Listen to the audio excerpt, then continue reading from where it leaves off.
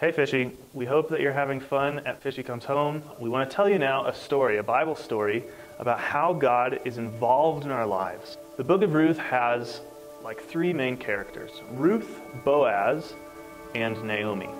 As I'm telling the story, and Skylar tells it too, then I want you to think about who you relate to most.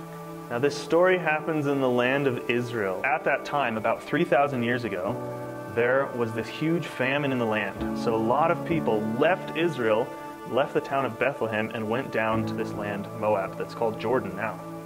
In this place, back then, in this famine and hardship, that our story really begins. So there was this family of ordinary people. There was a mom and a dad and two sons, and they decide to move to Moab. Once they get there, the dad dies, and these two sons eventually find two wives who are from Moab. But sadly enough, the two sons die. So then it's these two daughter-in-laws and the mom, Naomi. Naomi decides there's no reason for her to be in Moab, and she's going to go back to Bethlehem. And she knows that her life now is going to be really sad because she doesn't have a husband or sons or really a family at all. So she says, all right, Ruth, all right, Orpah, I want you to stay here, essentially make new lives for yourselves, and I'm going to go back and be a widow back in Bethlehem. So Orpah says, okay, and she leaves. But Ruth says, I don't think so, Naomi. I'm going to go where you go, and your God is going to be my God. And it's this really beautiful thing of loyalty that we're hearing from Ruth. The beginning of chapter 2 opens with them still in this famine in Bethlehem. So Ruth goes out to find food, and she goes to this field to collect some grain, and the field just so happens to be the field of Boaz.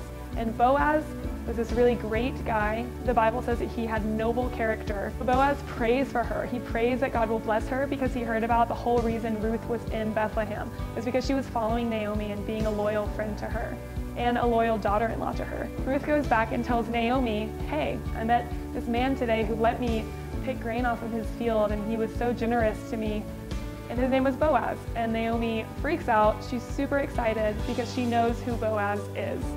And now Naomi no longer is as hopeless as she was at the end of chapter 1. So the reason that Naomi's so excited is because Boaz actually has this special relationship to Naomi and to Ruth.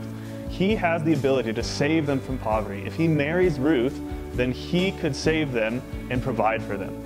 And so what they do is they hatch a plan together. And Ruth gets all dressed up. She goes out to Boaz again the next day.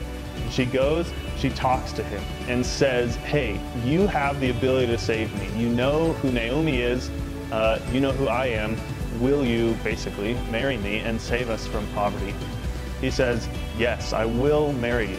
But there's a little bit of a problem. He's not actually the right person to ask.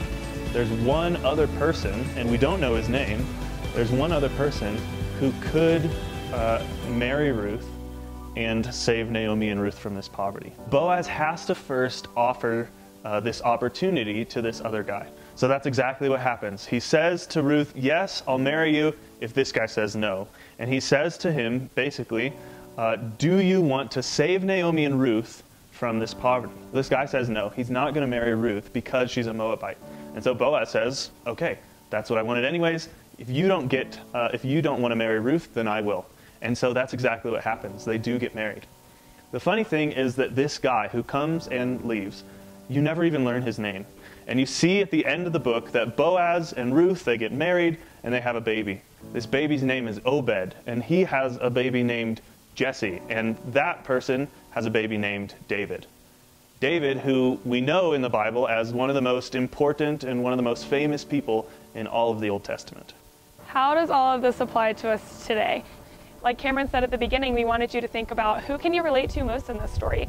Was it Naomi, maybe setting up for a really troubling time and something awesome happened later that you weren't expecting? Can you relate to Boaz as someone who really just believes in God and wants to help people and do what God tells us to? Or maybe you relate to the nameless person and you have to admit that maybe you're not seeking to help people as much as we should.